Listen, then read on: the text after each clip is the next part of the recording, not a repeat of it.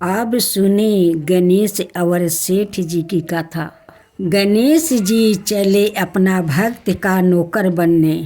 एक बार गणेश जी को भूख लगी तो उन्होंने एक सेठ के खेत से अनाज के कुछ दाने चोरी करके खा लिया। बाद में गणेश जी के मन में पछतावा हुआ तो वो पछताप के रूप में सेठ के घर पर नौकर बनकर नौकरी करने लगा। एक दिन सेठ की पत्नी राख से हाथ धोने लगी तो गणेश जी ने उसके हाथ पकड़कर मिट्टी से धुला दिया।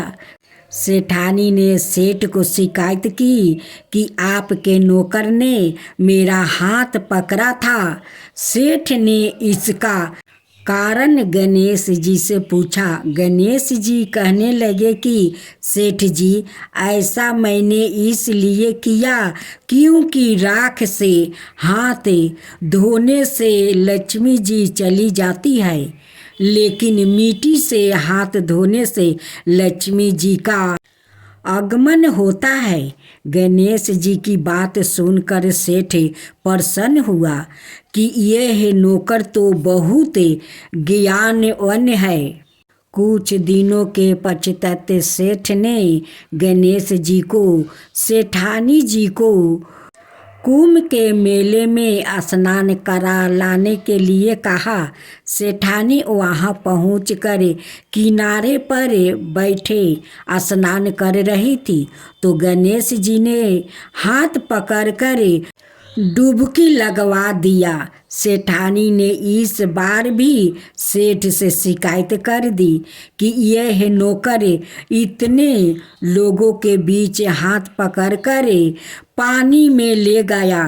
और सेठ जी ने इस बार भी कारण पूछा। नौकर बने गणेश जी कहने लगे कि सेठ जी, सेठानी तो किनारे पर बैठकर गंदे पानी से नहा रही थी। मैंने इन्हें पकड़कर साफा पानी में ले जाकर अच्छे से डुबकी लगवाई, जिससे इन्हें अगले जन्म में राजपाट का सुख प्राप्ति होगा। इस बार भी गणेश जी की बात सुनकर सेठ संतोष हो गया। एक दिन सेठ के घर पर हवन की तैयारी चल रही थी। सेठानी काली चुनरी ओढ़कर हवन में जाने लगी तो गणेश जी ने सेठानी को टोका और कहा कि पूजा में काले वस्तु धारण नहीं करने चाहिए, इसलिए तुम लाल चुनरी ओढ़ कर जाओ। सेठानी गणेश जी की बात से नाराज हो गई। सेठ ने सेठानी से इसका कारण पूछा तो सेठानी कहने लगी कि अब यह मेरे कपड़ों पर भी रोक टोक करने लगा कि यह सुनकर सेठ ने उन्हें डांटा कि यह कैसी बदमाशी है। गणेश जी कहने लगे कि मैंने तो ऐसा इसलिए किया ताकि सेठानी जी काले वस्तु धारण कर हवन में ना बैठे। ऐसा माना जाता है कि काले वस्तु धारण कर शुभ कार्य करने से वो सफल नहीं हो पाता है। सेठ जी सोचने लगा कि गणेश कहे तो बिल्कुल ठीक रहा है और उसने सेठानी को लाल चुनरी ओढ़कर हवन में बैठने के लिए कहा। एक बार सेठ जी ने पूजा रखी, लेकिन गणेश जी की मूर्ति लाना भूल गया। सेठ ने गणेश जी से पूछा, अब क्या करे? गणेश जी कहने लगे कि मुझे ही मूर्ति के सामने विराजमान कर दो। सेठ जी गुस्सा हो गया कि पहले यह सेठानी को मजाक करता था, आज तो मेरे साथ ही करने लगा है। गणेश जी कहने लगे कि मैं मजाक नहीं कर रहा हूँ, मैं सचमुच में गणेश हूँ। इतना कहते ही गणेश जी ने अपना वास्तविक रूप धारण कर लिया। सेठ और सेठानी ने गणेश जी की पूजा की। पूजा के पश्चात गणेश जी अंतर्ध्यान हो गया। अब सेठ सेठानी को पछतावा होने लगा कि हमने गणेश जी से इतना काम करवाया। गणेश जी को सेठ के सपने में दर्शन देकर कहा कि मैंने तुम्हारे खेत से अनाज के दाने तोड़ कर खा लिया था। उसके पश्चाताप के रूप में मैंने तुम्हारे घर पर नौकर बनकर काम किया है। तुमको किसी भी तरह का पछतावा नहीं करना चाहिए। गणेश जी की कृपा से सेठ का घर परिवार धन धनाय से परिपूर्ण हो गया। आज आप सुने दो बहनें और तुलसी की कथा। गणेश भगवान रिद्धि और सिद्धि से दो बहनों को कैसे कथा सुनाते हैं, तो आइए हम लोग कथा सुनते हैं। एक दिन गणेश भगवान अपना दोनों पत्नियां रिद्धि और सिद्धि के साथ भ्रमण कर रहे थे। तभी रिद्धि और सिद्धि को वो दो बहनें पर नजर पड़ते हैं। तब कहती है कि स्वामी थोड़ा ठहर जाइए। तभी रिद्धि सिद्धि कहती है गणेश जी से कि स्वामी वो दो बहनों को देखिए कैसे तुलसी माता को पूजा कर रही है। रिद्धि और सिद्धि गणेश जी से कहती है स्वामी ये दोनों बहनें के बारे में कुछ कहानी सुनाइए। गणेश जी कहते हैं कि ठीक है, तुम लोग को ये दोनों बहनें के बारे में कथा सुनाता हूँ। ये दोनों लड़कियों को तुम लोग देख रही हो, ये दोनों लड़की सेठ जी का बेटी है। बड़ी बहन के नाम है सीता और छोटी बहन के नाम है गीता। सीता बहुत श्रद्धालु और पूजा पाठ में श्रद्धा भक्ति रखती है। सीता सुबह उठकर अपना घर आंगन को सारा काम खत्म कर लेती है। स्नान करके तुलसी माता को श्रद्धा भक्ति से पूजा करती है। गीता सोकर उठती है, नहीं हाथ पैर धोती है, नहीं अपना कपड़ा बदलती है, वैसे ही जाकर तुलसी में जल ढाल देती है। कभी कभी तो गीता एक हाथ से कुछ खा रही है और दूसरे हाथ से तुलसी में जल ढाल रही है, क्योंकि गीता का पूजा पाठ में तो मन नहीं था और नहीं वो करना चाहती थी। उनकी पिताजी कहते हैं कि दोनों बहनें मिलकर तुलसी का सेवा करो।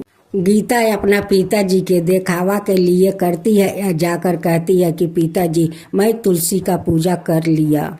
देखते देखते सेठ जी के दोनों बेटी बड़ी हो जाती है। एक दिन सेठ जी अपना दोनों बेटी के लिए घर बार ढूंढने जाते हैं और ढूंढ कर वो दोनों बेटी को शादी कर देते हैं। दोनों अपना अपना ससुराल चली जाती है।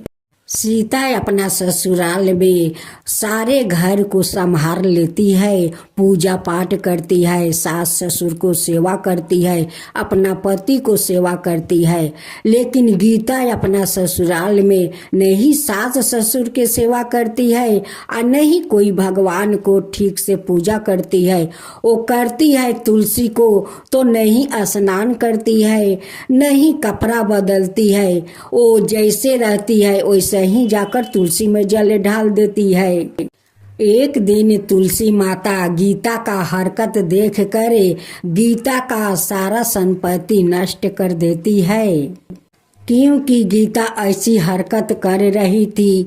एक हाथ जल देती है तो दूसरे हाथ से वो पाता छीर छीर कर खा लेती है। अपना जूठा हाथ जाकर तुलसी का मंदिर के पास धो लेती है। इसीलिए उनकी सारा धन नष्ट हो जाता है। एक दिन उनकी सास ससुर गीता का हरकत देखकर घर से निकाल देते हैं। कहते हैं कि जब से तू आई है मेरा सारा धन नष्ट हो गया, मेरा धन बिला गया। तू तो कुलच्छनी है, नहीं धर्म से पूजा पाठ करती है और नहीं घर के ठीक से काम करती है। तेरे कारण मेरा सारा धन नष्ट हो गया। तुझे मैं अब एक पल अपना घर में नहीं रखूंगी। तू चला जा, अपना महके चला जा। गीता रोती बिलखती अपना महके आ रही थी। उसी समय उनकी बड़ी बहन सीता और उनकी पति वो भी महके आ रहे थे।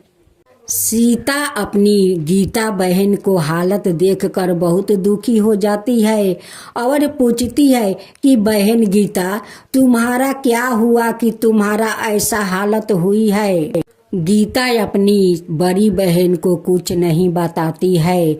सीता समझ जाती है कि ये तो मैके में थी तो जैसे तैसे माँ तुलसी का मंदिर में जाकर जल देती थी, उसी कारण इनकी ऐसा हालत हुई है। सीता अपनी छोटी बहन गीता को अपना घर ले जाती है, वो महके नहीं जाती है क्योंकि गीता का ये हालत देखकर पिताजी उदास हो जाएंगे। उसलिए सीता अपना घर लेकर चली जाती है। गीता को समझा बुझाकर कुछ धन देती है या धन देकर जाकर उनकी ससुराल में गीता को छोड़ आती है। उनकी सास ससुर को बुझा देती है कि अब ऐसा कभी वो नहीं करेगी, अब धर्म पालन करेगी। अब तो गीता अपना ससुराल में जाकर सास ससुर का सेवा करने लगी, तुलसी माता का पूजा करने लगी, विष्णु भगवान का पूजा करने लगी। अब बहुत धर्म निष्ठा से वो पूजा पाठ करने लगी, अपना सास ससुर को सेवा करने लगी। तुलसी माता गीता का श्रद्धा भक्ति देखकर उन पर प्रसन्न हो जाती है और उनकी सारे संपत्ति धन लौटा देती है। गीता उस समय माँ तुलसी का पूजा कर रही थी। उसी समय माँ तुलसी उन्हें दर्शन देती है। माँ तुलसी गीता से कहती है कि देखो बेटी, कभी भगवान को पूजा करो तो अच्छे से नहा धोआकर स्वच्छ हो जाओ, तब तुलसी माता का पूजा करो। कोई भगवान को पूजा करो तो नहा धोआकर स्वच्छ होकर पूजा करो। जो मनुष्य धर्म पूर्वक तुलसी माता का पूजा करते हैं, विष्णु भगवान का पूजा करते हैं, उन पर माँ तुलसी प्रसन्न होती है, विष्णु भगवान भी प्रसन्न होते हैं और उनकी सारे इच्छा पूर्ण कर देते हैं। गणेश भगवान रिद्धि और सिद्धि से कहते हैं कि रिद्धि सिद्धि ये दोनों बहनों को देखी माँ तुलसी का कैसे श्रद्धा भक्ति से पूजा करने लगी। उनकी बड़ी बहन अपना छोटी बहन को कितना अच्छा से समझा बुझाकर उनकी ससुराल में जाकर दियाती है और वो जाकर अपना ससुराल में अच्छे से सास ससुर को सेवा करती है, माँ तुलसी का पूजा करती है और माँ तुलसी उस गीता पर प्रसन्न होकर उनकी सारे धन लौटा देती है। यही है माँ तुलसी और दो बहनें के कहानी। एक कहानी को समझी। रिद्धि सिद्धि कहती है कि हाँ स्वामी, मैं समझ गई। माँ तुलसी सारा देश दुनिया का घर घर में वास लेती है। यही माँ तुलसी का कहानी है। जय माँ तुलसी, जय माँ तुलसी। अब सुने धर्मराज की कथा। परमलोक में यम नाम के एक राजा राज करते थे। उन्हें धर्मराज भी कहते थे। वो हमेशा काले कपड़े पहनते और काले भैंस की सवारी किया करते थे। उनके बहुत से दूत थे जिनकी सहायता से वो शमशान का सारा प्रबंध किया करते थे। प्रजा बहुत खुशी थी। ना किसी को कभी भूख सताती थी और ना प्यास। इसलिए इस लोक में पृथ्वी पर रहने वाले मनुष्य अपनी आहू के दिन पूरे करके हंसी खुशी परलोक में रहने के लिए चले जाया करते थे। फिर भी बहुत से मनुष्य ऐसे थे जो परलोक जाने की इच्छा नहीं करते थे। यम ने एक बार अपने दूतों को आज्ञा दी कि पृथ्वी पर रहने वाले मनुष्य की आहु का हिसाब रखा जाए, और जो मनुष्य अपनी आहु के दिन पूरे कर लेने के बाद भी परलोक में ना आना चाहे, उसे पकड़ कर यहाँ लाया जाए। यमदूत पृथ्वी पर आकर घूमने लगा और मनुष्यों को पकड़ पकड़ कर ले जाने लगे। एक बार यमदूत आया और 13-14 बरस के एक लड़के को पकड़कर ले जाने लगा। लड़का जाना नहीं चाहता था। उसने अपने दोनों हाथों से कस कर एक खंभा को पकड़ लिया और यमदूतों से कह दिया, मैं परलोक नहीं जाऊंगा। दूत लौट गया और जाकर यम को सारी बात बता दिया। यह सुनते ही वो क्रोध में भर कर लाल पीले हो गया। वो उसी समय काले कपड़े पहने और काले भैंस पर सवार होकर उस लड़के के घर आ गया और लड़के की बाह पकड़ कर खींचने लगा। खींचा तानी में खंभा उखड़ गया। वो खंभा कुछ दूर जाकर गिरा। शोर सुनकर बहुत से लोग वहाँ इकट्ठा हो गया। उनमें कैलाश पर्वत पर रहने वाले शिव भी थे। शिव ने यम से कहा, इस छोटे से लड़के को पकड़कर खींचते हुए तुम्हें शर्म नहीं आती है? छोड़ दो इसे और पृथ्वी पर फिर कभी मत आना। यम अपना सा मुंह बनाकर आपस लौट गया। उन्होंने अपने दूतों को भी पृथ्वी पर भेजना बंद कर दिया। उन्होंने आज्ञा दी कि कोई मनुष्य परलोक में आना भी चाहे तो उसे किसी रास्ते से ना आने दिया जाए। अब मनुष्यों को परलोक में जाना बंद हो गया। जो मनुष्य जन्म लेता वो फिर पृथ्वी पर ही रहता था। उसके बच्चे और बच्चे के बच्चे भी वही रहते थे। इस प्रकार कुछ ही दिनों में पृथ्वी पर रहने वाले बच्चों, जवान, स्त्री, पुरुष की संख्याएं इतनी अधिक बढ़ गई कि उनके रहने के लिए जगह की कमी होने लगी।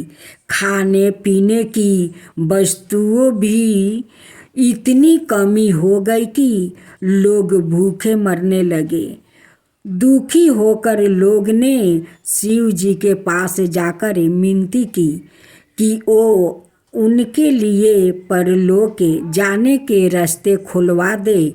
शिव जी ने यम से कहा, तुम पहले की तरह अपने दूतों को पृथ्वी पर भेजते रहो। तब से यमदूत पृथ्वी पर बार बार आते रहते हैं और जिस मनुष्य की आहु के दिन पूरे हो जाते हैं उसे अपने साथ परलोक ले जाते हैं।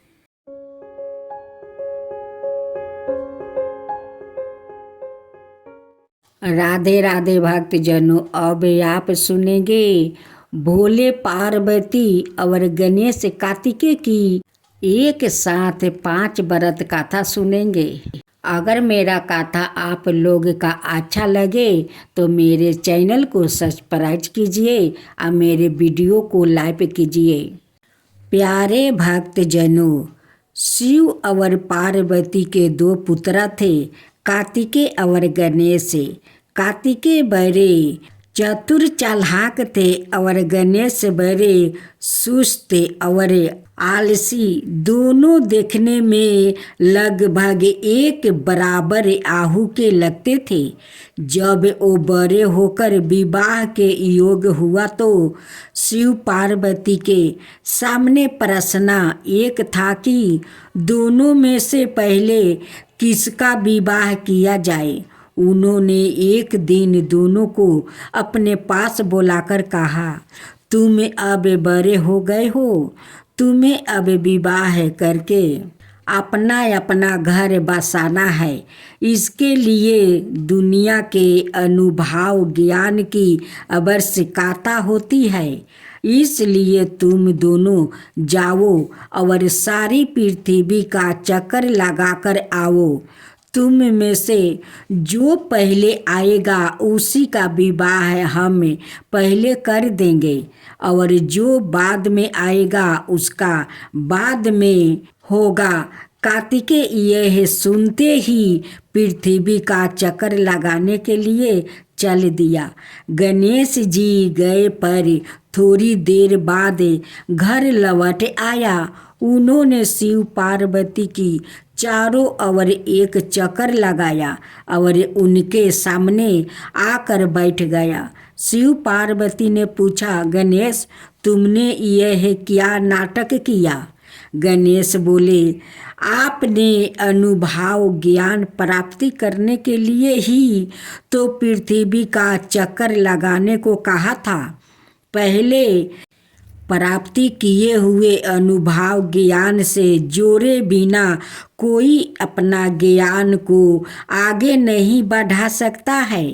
आपने पूर्वजों के अनुभव ज्ञान की जानकारी प्राप्ति किए बिना मनुष्य का ज्ञान अधूरा ही रहता है। इसलिए मैंने सोचा कि पहले आपका अनुभव ज्ञान तो प्राप्ति कर लूं। शिव पार्वती गणेश जी की यह कुछ ग्रह बुद्धि देखकर तंग रह गया। उन्होंने गणेश का विवाह दक्ष प्रजापति की पुत्री बुद्धि से कर दिया। बुद्धि से उनके 2 पुत्र हुआ जिनके नाम शुभ और लभ रखा गया। कार्तिकेय जब पृथ्वी का चक्कर लगाकर लौटा तो मन ही मन बहुत प्रसन्न हो रहे थे कि गणेश तो अभी लौटा नहीं होगा, इसलिए उनका विवाह पहले हो जाएगा। जब उन्हें यह गाता हुआ कि गणेश का विवाह हो गया है और उनके 2 पुत्र भी हैं तो उन्हें बड़ी निराश हुई। उन्हें यह लगा कि इनके माता पिता ने उनका साथ बड़ा अन्याय किया है और बहाना करके उन्हें घर से दूर भेज दिया था। इसलिए उन्होंने विवाह ना कराने की कसम खा ली और कभी विवाह नहीं किया। अब भस्मासुर की कथा। अब से हजारों बरस पहले की बात है। शिव जी कैलाश पर्वत पर रहा करते थे। उनकी वाणी में अद्भुत शक्ति थी।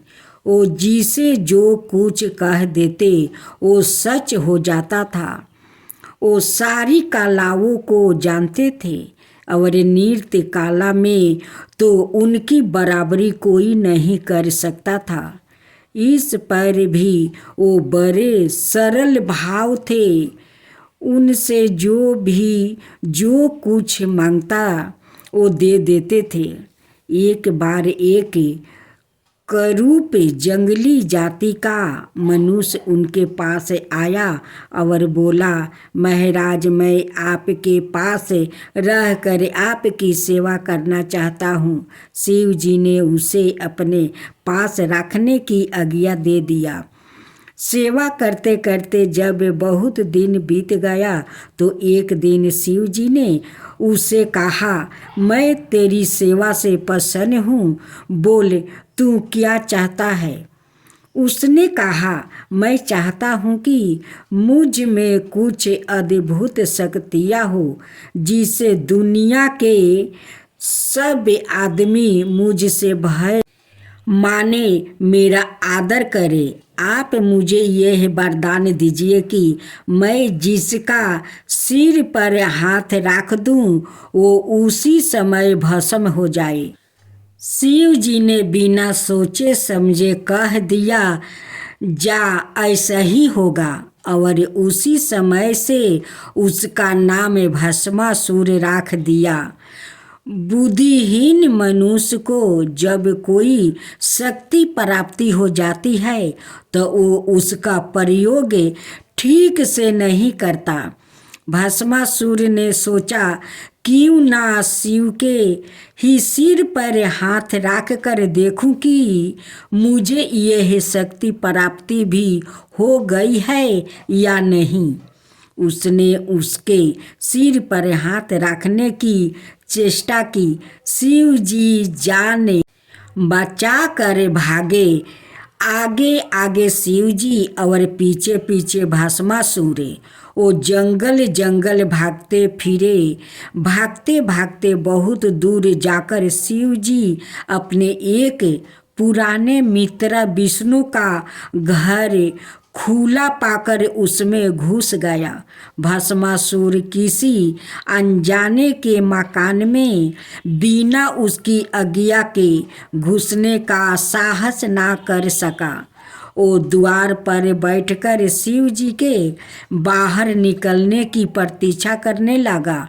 उधर शिव जी ने अपने मित्र विष्णु को अपनी मुसीबत की सारी कहानी सुनाई। विष्णु बोले, आप चिंता ना करें, मैं अभी उपाय करता हूँ। उन्होंने अपनी एक दासी को आवाज देकर बुलाया और बड़ी रूपवती थी। उन्होंने धीरे से उसके कान में कुछ कहा। उसके बाद वो चली गई। विष्णु की दासी नृत्य कला में बड़ी निपुण थी। वो बन ठन कर इतिलाती हुई घर से बाहर उसी स्थान से होकर निकली जहाँ भस्मासुर बैठा हुआ था। उसने दासी से पूछा, अभी शिव जी यहाँ आए थे, वो कब तक बाहर आएंगे? दासी ने कहा, शिव जी यहाँ कहाँ है? वो तो कैलाश पर्वत पर रहते हैं। मैं तो खुद उनसे मिलने वहाँ जा रही हूँ। भस्मासुर ने कहा, मैंने तो अभी उन्हें इसी घर में जाते देखा था। दासी तुनीक करे आंखें भोर मटकाती हुई बोली, तो तुम यही बैठो, उनकी प्रतीक्षा करते रहो, मैं तो जाती हूँ। भस्मासुर ने सोचा, मैं भागने में पीछे रह गया था, शायद मुझे धोखा हुआ हो कि वो इस घर में घुसे हैं। वो दासी की सुंदरता पर रीझ कर उसके पीछे चल दिया। जब वो दोनों कुछ दूर आगे निकल गया तो उसने दासी से पूछा, तुम कौन हो? दासी ने कहा, मैं एक नर्तकी हूँ, शिव जी को अपना नृत्य दिखाने जा रही हूँ। भस्मासुर ने उसे रोकते हुए कहा, तो हमें भी अपना नृत्य दिखा दो। दासी बोली, मैं हर किसी के सामने नृत्य नहीं करती, मैं तो केवल उन्हीं के सामने नृत्य करती हूँ जो मेरी तरह नृत्य कर सकता है। भस्मासुर ने झूठी शान दिखाते हुए कहा, नृत्य तो मैं भी कर सकता हूँ, तुम अपना नृत्य दिखाओ। दासी अपने हाथ पैर हिलाया, कमर लचकाती हुई नृत्य के हावा भाव दिखाने लगी। उसके कहने से भस्मासुर भी उसी तरह नाचने लगा। नाचते नाचते दासी ने अपना एक हाथ सिर पर रख लिया। भस्मासुर ने भी वैसा ही किया। उसका सिर पर हाथ रखना था कि वो ही जल कर भस्म हो गया। दासी घर वापस लौट आई। उसने विष्णु को सारी बात बताई। शिव और विष्णु इस घटना को सुनकर हंसते हंसते लोट मोट हो गया। अब दूसरा कथा। एक छोटा सा बच्चा था। उसका नाम था नचिकेता। एक दिन उसके पिताजी गौ का दान कर रहे थे, पर वो सारी गायें वृद्ध थी। नचिकेता ने कहा कि पिताजी, ऐसी गौओं का दान करना चाहिए जो दूध देती हो, और ऐसी वृद्ध गायों का दान नहीं करना चाहिए। पिताजी गुस्सा हो गया और कहने लगे कि अब तू मुझे सिखाएगा कि कैसे दान करना चाहिए। ठहर जा, अभी तेरा दान कर देता हूँ। बालक ने कहा, आप सब प्रकार से मेरे शरीर के मालिक हैं, आपका यह अधिकार है, पर मैं फिर भी कहूँगा आपको बूढ़ी और बीमार गायों का दान नहीं करना चाहिए। पिता और भी आग बबूला हो गया। वो बोले, आज ही अभी मैं तुझे यमराज को दान करता हूँ।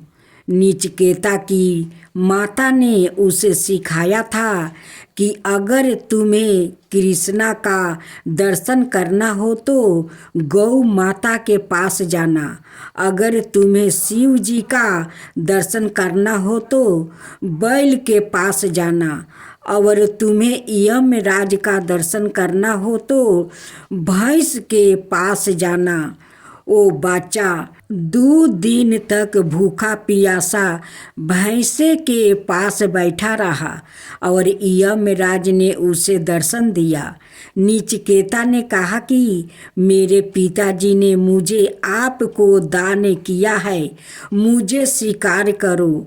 यमराज ने कहा कि बालक, तुमने इतनी छोटी उम्र में गौ माता का मुर्दा उठाया है, इसलिए काल भी तेरा कुछ नहीं बिगाड़ पाएगा।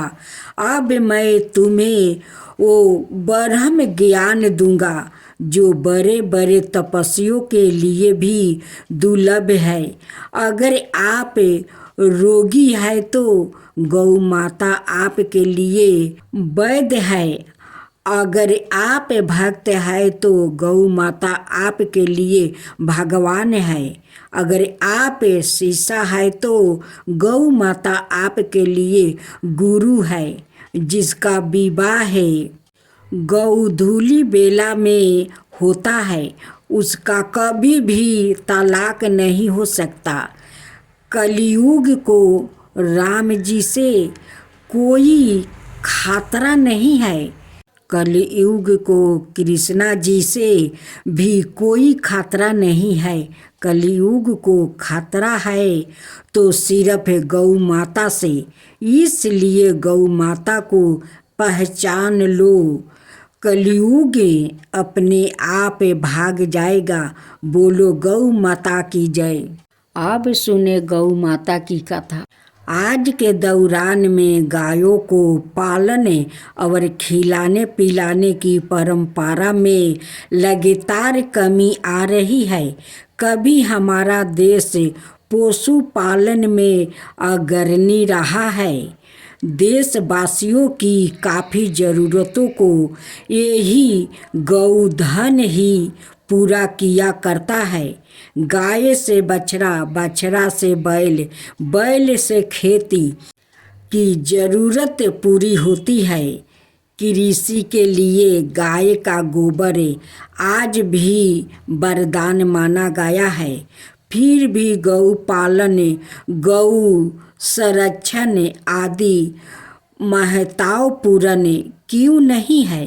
यह एक विचारणी प्रश्न है।